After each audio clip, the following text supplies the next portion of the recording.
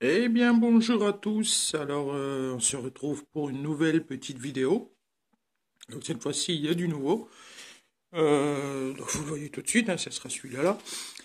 Donc, petite vidéo de présentation, un petit test et démontage comme d'habitude, hein. Donc, si vous avez des questions, si vous voulez en savoir plus sur les matériaux que les matériels ou les matériaux, comme vous voulez, le matériel que je teste, hein, faut pas hésiter à en parler dans les commentaires. Ils sont là pour ça.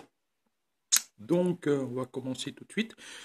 Donc, à côté d'un visage familier, RB36 brouillé, on a un autre PDS, donc projecteur de son. Cette fois-ci, c'est une marque anglaise que peu de personnes connaissent, je pense. Peut-être que c'est un modèle que vous avez déjà vu, hein, c'est possible. C'est un... Alors, je vais vous montrer la marque, c'est marqué derrière, voilà. Voilà. Alors, la marque de ce petit projecteur de son, c'est un Pentone. Donc je dis Pentone parce que bon, à mon avis, comme c'est anglais, ça se prononce à l'anglaise. Puis ça fait un peu mieux que Panton. Voilà, donc Pentone Sound and Communication. Voilà, je pense que vous voyez d'un peu plus près. C'est le modèle CAD10T. Donc une petite poubelle barrée, donc à côté. Hein, donc je sais plus, je sais que le trait noir, ça veut dire aussi quelque chose, je ne sais plus. Alors, ROHS, je ne sais plus non plus ce que ça veut dire. Moi, je pense que tout ça, c'est par rapport au recyclage, etc. Il est bien en 100 volts et il fait 8 ohms, une impédance de 8 ohms. Donc, en dessous, on a le petit récapitulatif du système de sélection qui se trouve à l'intérieur du capot, hein, qui est là. Donc, je vais le démonter après. Donc, on nous dit que le fil noir, c'est le commun, que le fil jaune, c'est le 1,25 watts, que le fil orgue, donc orgue, je ne sais pas ce que c'est, ça doit peut-être orange, je ne suis pas sûr, donc c'est 2,5 watts. Le bleu, c'est le 5 watts, et le rouge, donc on voit pas, mais c'est le 10 watts, parce que ce projecteur de son monte jusque 10 watts, ce qui est déjà pas mal. Donc on a le fameux presse et tout, là, le bouillet, on a certains comme ça aussi. Voilà, donc sinon, bon, il est en assez bon état, il est un petit peu jauni, hein, donc celui-ci hein, a déjà été installé, a déjà fonctionné, on voit bien, hein. Il est un peu jauni, il a quelques traces, mais dans l'ensemble, il est dans un état plutôt correct. La grille est un petit peu, par endroits, quelques petites taches, mais dans l'ensemble, bon, il est plutôt en bon état. Donc pourquoi j'ai mis un RB36 à côté, c'est pour vous montrer un peu l'échelle. Voilà. Donc, je pense que le RB36 est un tout petit peu plus petit, hein. Je sais pas si on voit bien. Voilà, donc si je mets le RB36, il est un peu plus petit à ce niveau-là, hein, derrière, un peu plus long. Celui-ci est un peu plus long. Mais bon, on va dire que c'est un peu le même style de projecteur de son. La grosse différence fait que le RB36, lui, ne va que jusque 5 watts, hein. Donc pour ceux qui ne connaissent pas, je vais remontrer un petit peu le voilà, 5 watts.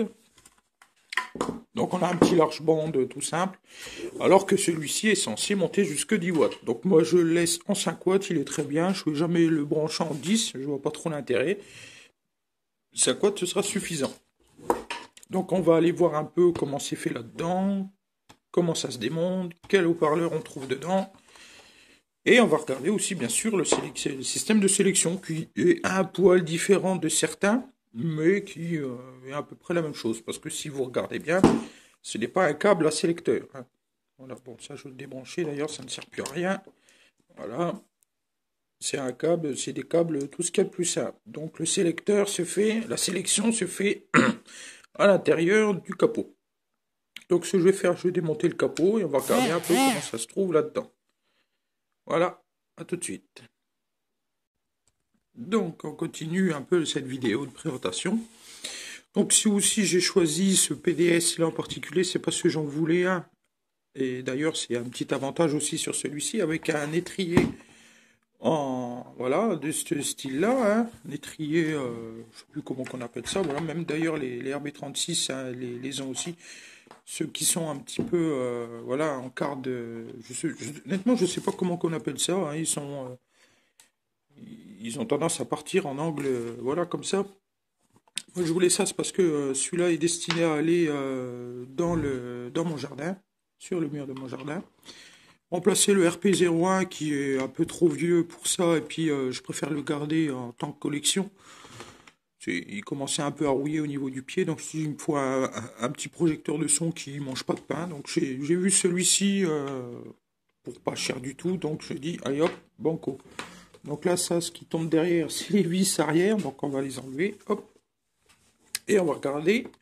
Donc l'étrier, voilà, moi ici, ce qui est très bien, c'est que du coup, je vais pouvoir le fixer assez près du mur grâce à cet étrier-là. Je voulais l'étrier comme ça, donc c'était l'occasion de cette marque qui fait aussi le même étrier que Bouillet.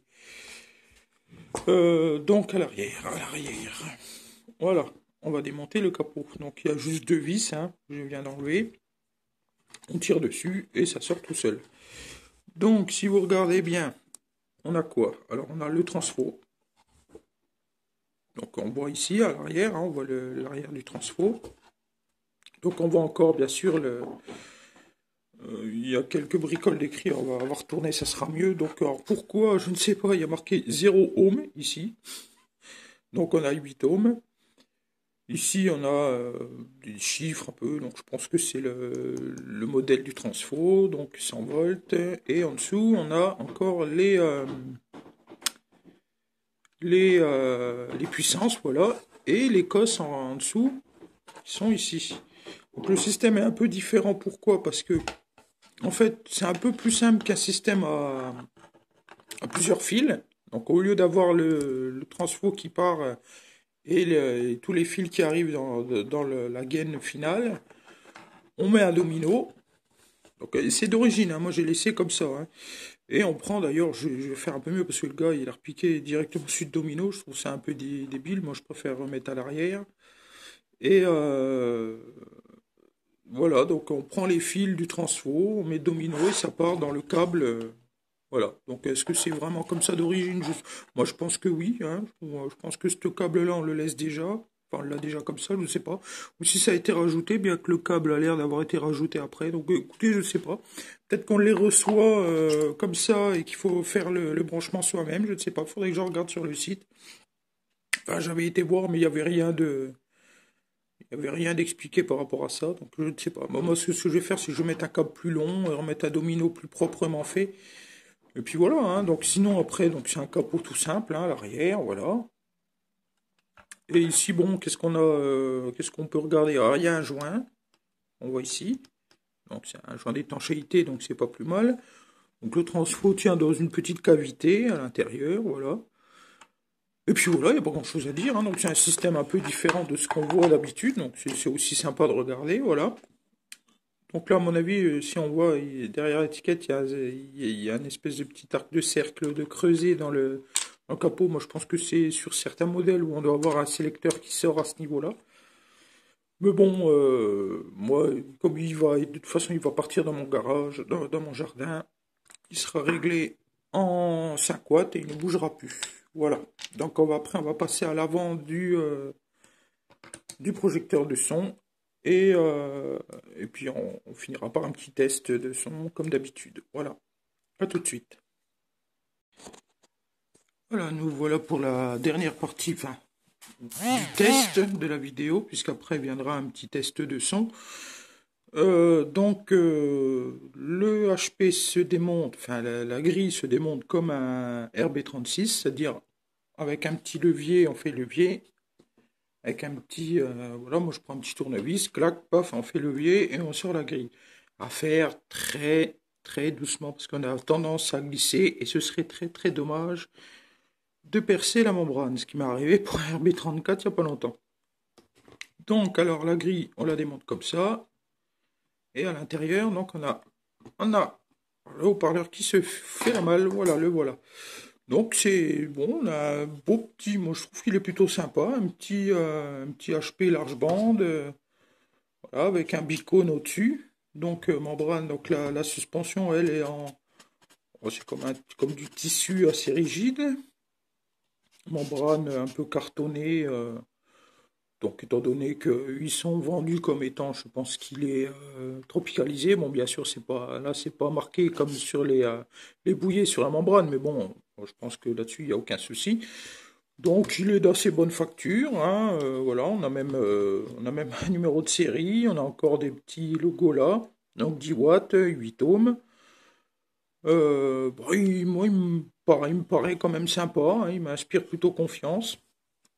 Donc, bah, il tient par quatre vis, hein, des vis cruciformes qui sont aussi, je sais pas si vous voyez, mais il y a un petit joint aussi à l'arrière de la vis, donc ça c'est plutôt sympa aussi. Donc ça prouve quand même que niveau étanchéité, ils ont mis le paquet. Il y a encore un joint à l'intérieur ici, donc sur le pourtour du haut-parleur à l'arrière. Sinon après, bon bah c'est du vide, hein, on a de la mousse blanche, et c'est le vide, hein. Après, derrière, on a le, je sais pas si on voit, voilà, on a le boîtier, là, on voit le boîtier, où il y a le transfo, là, la petite encoche où le transfo est rentré dedans. Et c'est tout ce qu'il y a, hein. Donc c'est plutôt vide. Mais bon, écoutez, c'est le haut-parleur, pour moi, inspire plutôt confiance, hein. Il a l'air plutôt de bonne facture, hein. Donc voilà. Je vais remonter tout ça, je vais faire un petit test de son et puis ça sera très bien. Donc en conclusion, parce que moi j'ai déjà entendu comment il sonnait. Bah, c'est pas si mal, hein. C'est honnêtement c'est sympa. C'est un son assez proche du RB36, un peu plus aigu grâce au bicone qui accentue un petit peu les aigus, voilà. Mais le son est plutôt sympa, donc bon, c'est sûr, on n'est pas dans le bouillet, hein, on n'est pas dans la, c'est pas non plus, voilà, c'est pas l'éclate. Je pense, je sais pas combien ils volent neuf, mais bon, je pense qu'ils volent quand même leur petite, qui volent quand même. Bon, je pense qu'on est dans les, ouais, 50, 60 euros peut-être, un peu plus. 70, honnêtement, je sais pas, j'ai pas sur leur site en tout cas, il y a rien de. C'est pas, c'est comme le site de Bouillet, hein, il n'y a pas les prix dessus, hein, donc je pense qu'après il faut les demander par catalogue, ce que moi j'ai pas fait puisque je l'ai eu d'occasion. Et mais non, non, mais honnêtement, bon, mis à part le look un petit peu, parce que bon, c'est vraiment ce que je peux lui reprocher, c'est qu'il a un design, un look un petit peu fade, un petit peu simple, hein, mis à part ça, j'estime que non, non, c'est du bon petit matériel, donc. Lui, il va aller tout droit dans mon jardin, puisque bon, je vous dis, hein, je l'ai acheté pour ça. Je voulais surtout un système avec l'étrier, l'étrier en quart d'angle comme ça. Je sais pas, il faudrait me dire comment ça s'appelle. Moi, je sais plus, hein, je sais plus comment ils appellent ça. Je sais que Bouillet avait sûrement une façon de l'écrire, de le nommer, cet étrier-là. Mais moi, je sais plus. C'est exactement le même que bah, les RB35 maintenant sont comme ça, les RB36, moi, tous mes RB36 ont cette étrier-là. Mes deux RB39 noirs, ils l'ont aussi. Bon, par contre, les RB35 non, c'est des modèles un peu plus anciens. Mais voilà, donc non, non, moi je voulais surtout ce modèle-là. Je trouve que c'est plus facile à accrocher. C'est un peu moins sur la longueur quand on les met au mur comme ceci. Donc du coup ils sont comme ceci. Le mur est là. Je trouve que ça tire moins sur l'étrier, donc du coup ils ont moins tendance à pencher avec le temps.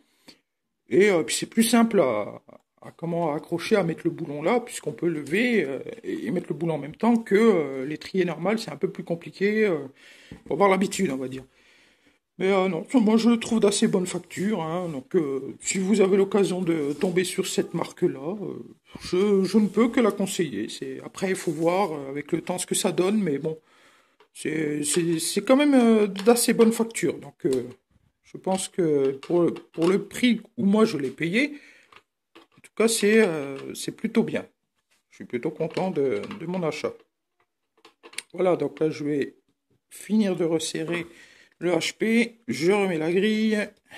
Donc il suffit de l'encocher, hein, tout simplement. Voilà, hop. Ça tient. Bon, ça tient pas aussi bien qu'RB36 quand même, mais ça tient quand même.